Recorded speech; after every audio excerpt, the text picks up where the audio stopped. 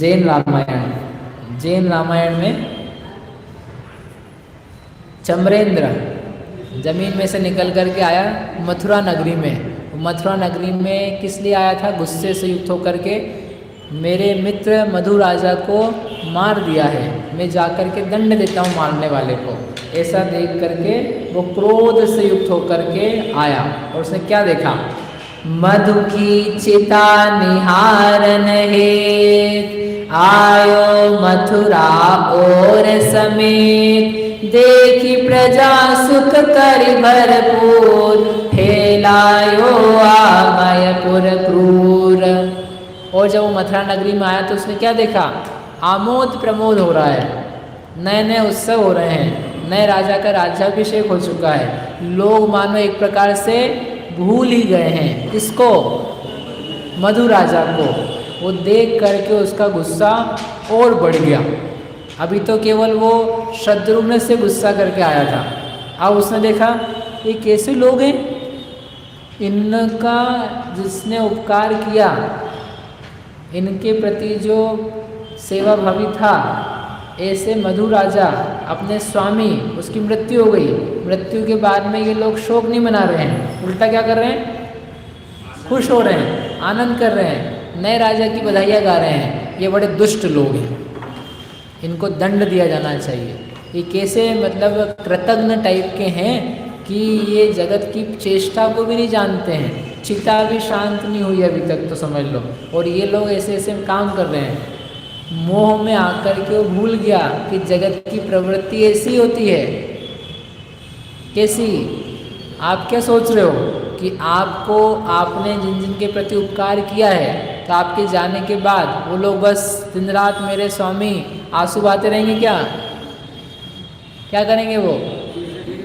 तीसरे दिन क्या, बस वो पहले दिन देखो जगत की स्थिति आप समझ लो सच्ची सच्ची। जो व्यक्ति जाता है ना, यदि बहुत बूढ़ा गया है तो फिर वो बस वो घर से निकलने तक की बात रहती है, वो भी समझ लो ठीक ठीक, क्योंकि वो लगाव रहता है ना बच्चों का, तो उसके कारण से वो थोड़ा सा विचार आता। और यदि थोड़ा यंग गया है तो वो घर से निकलने का उस दिन का, और थोड़ा सा यदि जवान गया है बच्चा तो समझ लो फिर 3 दिन का, और उसके बाद में बस आप इससे आगे नहीं कर सकते हम। फिर अगले साल याद करेंगे आपको बरसी पे, ठीक है? आपकी जब बरसी, आपकी मतलब किसी की भी जब आएगी तब याद कर लेंगे, अब ज़्यादा झेल नहीं सकते। ये जगत की स्थिति, इसमें स्वार्थ नहीं समझना किसी का, नेचर है ऐसा। सबसे ज़्यादा यदि दुख होना है उसका जो पत्नी है या पति है, लड़का है या पिता है, इन 6 लोगों को छोड़ दो आप, बाकी सबको तो कुछ फ़र्क ही नहीं है। भले आपने उसको गिफ्ट दिया हो, कपड़े लाए हो, खेले हो, कूदे हो, राखी बनाई हो, भूल जाओ उन बातों को। मैं ये नहीं कह रहा हूँ कि आप अपनी बहनों को जा के बोलना कि भाई क्या करा तुमने हमारे साथ, मतलब ये स्वरूप ही है, ऐसा ही होता है। तो वो चम्रेंद्र ये भूल गया था कि ये तो इतने दिन बाद फिर भी दिख रहे, थोड़े रोए थे, शोक में आए थे। जब मैं मरूंगा तो ये पूरा जो भवनालय विमान है, रहने वाले असंख्य देव सेवा में खड़े रहते हैं, ये सब तत्काल भूल जाएंगे, तत्काल भी नहीं भूलते हैं। तत्वार्थ राजवाटिक में लिखा आचार्य अक्लंक देव ने कि वो 6 महीने आने लगते ना, आखिरी के 6 महीने आते समय जब उसकी माला मुरझा जाती है, बाकी सब देव उसकी आज्ञा को अवहेलना करना चालू कर देते। अरे ये तो जाने वाले, इसका क्या, उसको मानसिक पीड़ा सताने लग जाती है। लोगों की बातें, लोग जो बात मानते थे मानना बंद कर देते, तो दुखी होता है व्यक्ति। तुम्हारे रहते रहते नहीं सुनने वाले हो। तो वो चम्रेंद्र भूल गया मेरी भी स्थिति होने वाली है, मूढ़ दृष्टि में आ गया। कौन सी मूढ़ दृष्टि? जगत स्वभाव, वस्तु स्वभाव के विचार से रहित होकर के मूढ़ दृष्टि में आया, गुस्सा आया। उसने कहा इन सब लोगों को मैं वो काम दिखाता हूँ, इतना दंड देता हूँ कि इनको सब समझ में आ जाए कि क्या होता है उपकार भूलने का। और ऐसा देख करके उसने फैलाया, उपसर्ग करना चालू किया। और उपसर्ग यानी कुछ अलग से नहीं किया, बीमारी, महामारी, महामारी फैलाई, ऐसी जहरीली हवा, ऐसी चीज़ें फैलाई।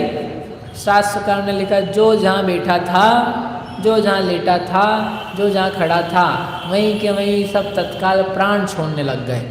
आपकी कोरोना तो क्या लगेगी उसके आगे। देवता के द्वारा छोड़ी हुई बीमारी, जैसे पहले अयोध्या में छूटी थी, ऐसे अब यहाँ छूटी मथुरा में। 2 बार तो आ चुकी महामारी, इतनी जल्दी इतने ही सालों में, केवल 15-20 सालों में दूसरी महामारी। लेकिन ये मथुरा तक है, महामारी नहीं है ये, क्या है, बस मारी। महामारी के लिए पूरे विश्व में फैलाना पड़ेगा ना उसको, तो वो वही है, मथुरा में फैलाई। फैल करके सब जीव, वहाँ पे जो लोग थे, पशु वगैरह लोग, वो सब धीरे धीरे क्या है, मरने लगे। कोई उपाय नहीं, कोई वैद्य नहीं, कोई इलाज नहीं, नई बीमारी ना अचानक आ गई। ये देख करके रोगा करि जन पीड़ित भया, जेठे तेठे भागी सुगया, देश उजाड़ शत्रुघ्न देखी, मन में चिंतावंत विशेष।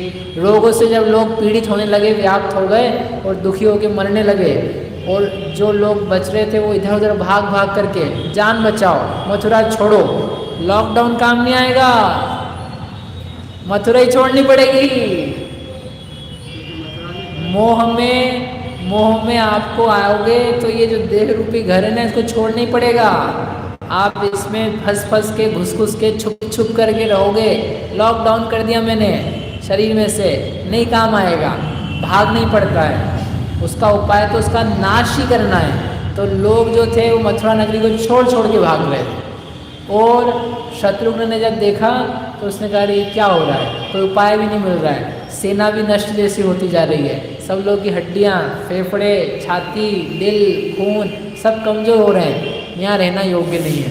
तो वो वहाँ से निकलने का उसने मन बना लिया, और निकलने का मन बना करके सेना मिला करके तब ही सुअपनी सैन्य मिलाए, पहुँचो नगर अयोध्या जाए, राति न पावे नींद लगा, दिन को नहीं लेते आहार। और जब उसने देखा तो सेना मिला करके प्रयाण कर दिया उसने भी। कहाँ से? मथुरा नगरी से। जिस मथुरा नगरी की उसकी बहुत चाह थी, उस मथुरा नगरी से वो निकला सेना लेकर के, अयोध्या पहुंचा। जब अयोध्या में गया तो सब राम लक्ष्मण को पता तो लग ही गया था कि इसने मथुरा जीत ली है। तो सब लोगों ने उसका बहुत अभिनंदन किया, प्रशंसा करी, माता ने उसको बहुत आशीर्वाद दी और कहा राम मेरा पुत्र ये जीत करके आया है। ऐसा करके वो वहाँ पर अयोध्या में स्थित हो गया, सेना भी आ गई। अब लेकिन उसका मन जो था वहाँ लगता नहीं था। वो उसको, यद्यपि अयोध्या में ऊंचे ऊंचे भवन थे, सुंदर घर था, सुहावने सामग्रियाँ थी, इंद्रिय विषय भोग की जो उत्तम उत्तम सामग्री हो सकती है, पत्नियाँ, बच्चे, माता, भाई, सैनिक, प्रजाजन सब उसके पास थे, लेकिन फिर भी उसका मन नहीं लगता था। क्यों नहीं लगता था? क्यों नहीं लगता? जैसे रामचंद्र जी का मन सीता के बिना अनेक नारियों में नहीं लगता था, जैसे शुद्धोपयोग के बिना मुनिराज का मन अनेक प्रकार के कार्यों में नहीं लगता है, जैसे अपने मन की इष्ट वस्तु ना प्राप्त हो तो दुनिया भर की सामग्री रस नहीं देती है, वैसे उस शत्रुघ्न को वो जो नगरी थी अयोध्या, वो प्रिय होने पर भी प्रिय नहीं लग रही थी। वह ना रात को नींद पाता था, न दिन में आहार कर पाता था। लोग उससे पूछते थे क्या हो गया है, क्या हो गया? उसका मन मथुरा में नहीं लगा, उसकी प्राणों से प्यारी हो गई थी। वो जान पर खेल के तो वो लेने गया था उससे, लेकिन अब क्या करे, महामारी फैल गई थी, नहीं मारी फैल गई थी, मारी जा चुकी। ये सब सुन करके नाना श्रेणिक पूछी शीश नमाए, स्वामी कहो इक अरिघन राय, नाना उत्तम देश विहाय, मथुरा ही किम जाची जाए। सैनिक ने हाथ जोड़ करके कथा के बीच में पूछा, किससे? गौतम स्वामी से। हे गौतम स्वामी महाराज, आप ये बताइए कि जो मथुरा शत्रुघ्न था उसको इतनी सुंदर सुंदर राजधानियाँ बताई गई, नगर बताए गए, पोदनपुर, हस्तिनापुर, पौंड्रदेश, केरल, कर्नाटक, लेकिन उन सब में उसका मन नहीं लगा और अभी भी उसका मन मथुरा में लग रहा है, वहाँ बीमारी होने पर भी। तो ऐसा क्या था उस मथुरा में, कौन सा धन गड़ा था? ऐसे बोलते ना आप, वहाँ क्या लड्डू मिल रहे हैं? आप लोग मंदिर आ जाते हो तो आपके घर वाले पूछते हैं कि नहीं आपसे, मंदिर में आपको क्या लड्डू मिल रहे हैं? लड्डू तो घर में है। वहाँ क्या है ऐसा, क्या है ऐसा? तो ऐसे उन्होंने पूछा क्या है वहाँ ऐसा, मथुरा में क्या था ऐसा लड्डू जो शत्रुघ्न को ले दे करके क्या पसंद आ रही थी? मथुरा ही पसंद आ रही थी। क्या लड्डू मिलता है आपको? क्या लड्डू मिलता है? बोले जो मिलता है वो हम ही जानते हैं और भगवान जानते हैं। आपको जो मिल रहा है कौन जानता है? आप जानते हो और भगवान जानते हैं। घर वाले नहीं जान सकते, वो जानने के लिए उनको यहीं आना पड़ेगा। जो चीज़ जहाँ मिलती है उसके लिए वहीं जाना पड़ता है। घर में बैठे बैठे आप बताओ क्या लड्डू मिल रहे हैं, उसका वर्णन क्या हो सकता है? उपलब्धि के लिए तो वहीं पहुँचना पड़ता है। तो जो गौतम स्वामी थे, गौतम स्वामी ने कहा सुनो आपको बताते हैं। इम सुनि गौतम स्वामी कही, या के भव तू सुनि अब सही।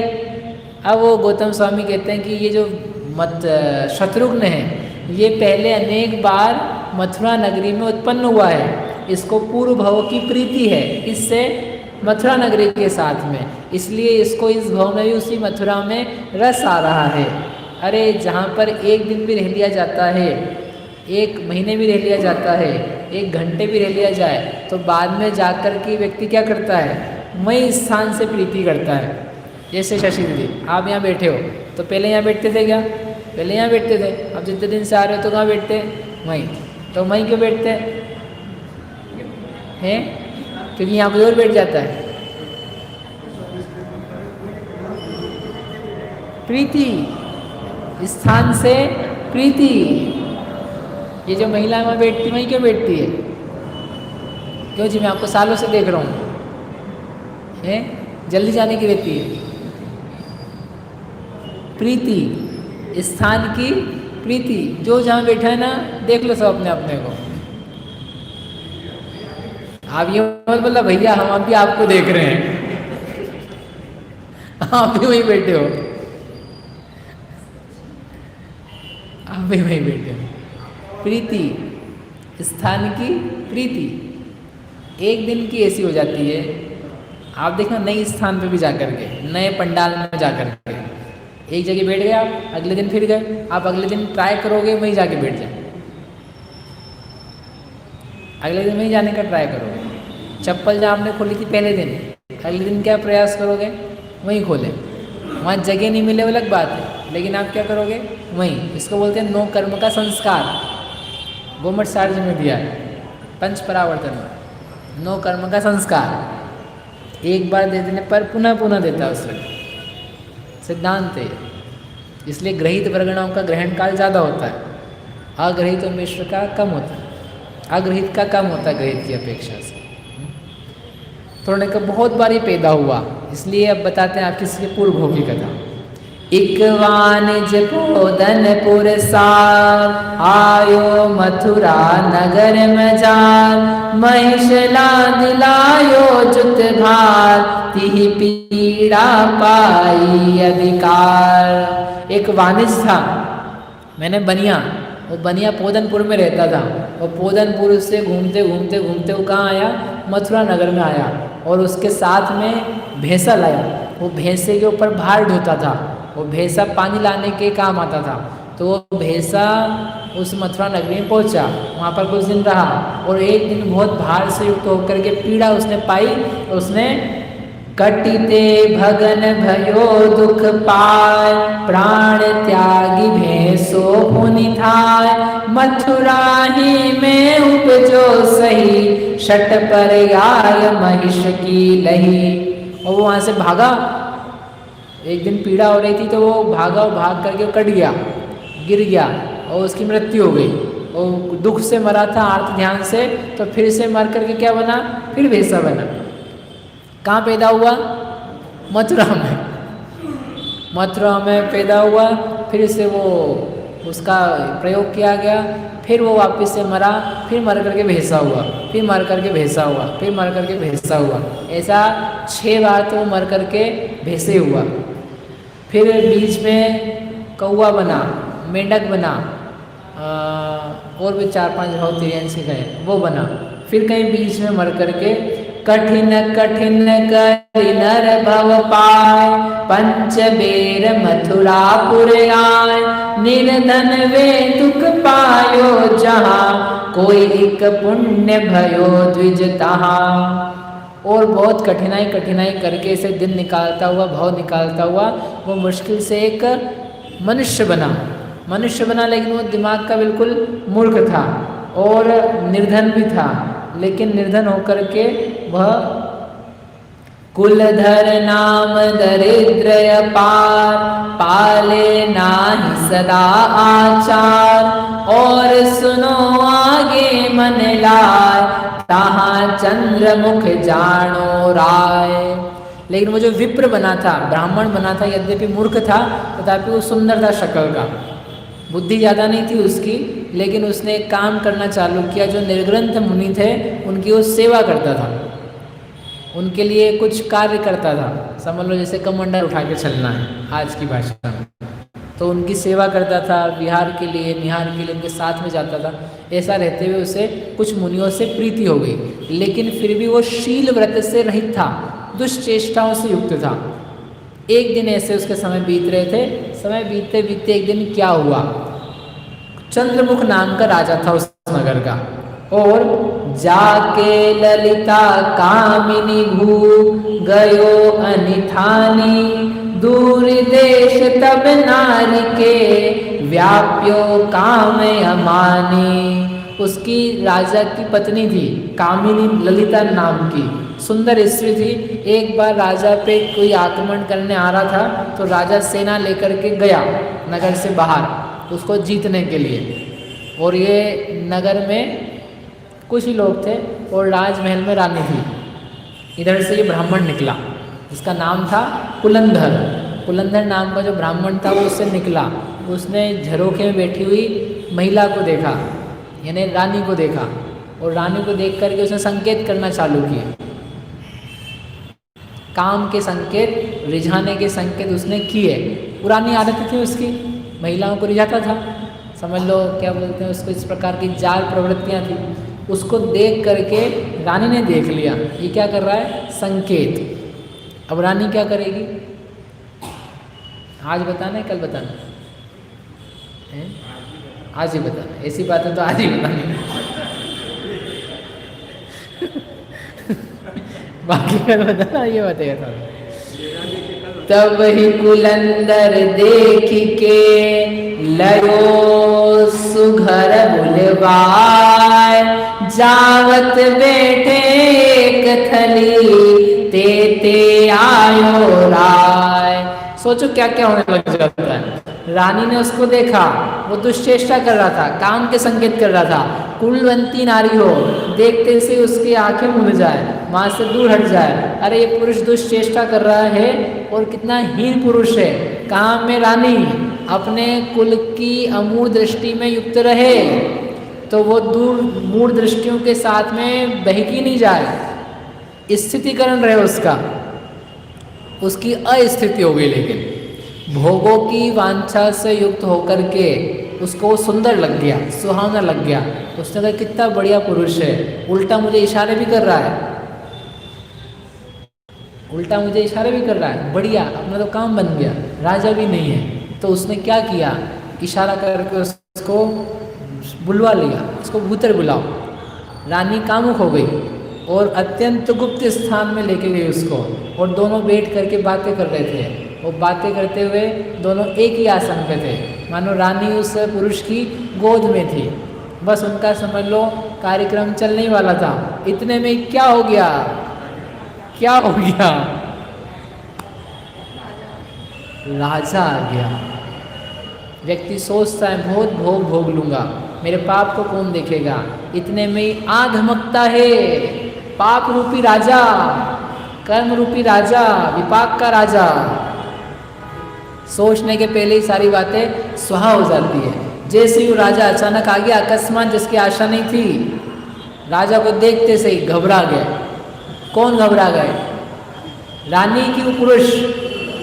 पुरुष को घबराने की क्या जरूरत थी, बोले इसने तो बुलाया है। दोनों घबरा गए, दंड अब मिलने वाला है। जब तक तुम चेष्टा कर रहे थे, सोच नहीं रहे थे फल के बारे में, इसलिए चेष्टाएं चल रही थी। जैसे उसी पर सोच लेते कि इसका दुष्परिणाम क्या निकलने वाला है, तुम्हारी चेष्टाएं बंद हो जाती। सोचा उसने नहीं। रानी कपट उपाय के इम नप कूजु बखाने, स्वामी मोमाचा विषे इह बैठो को आनी।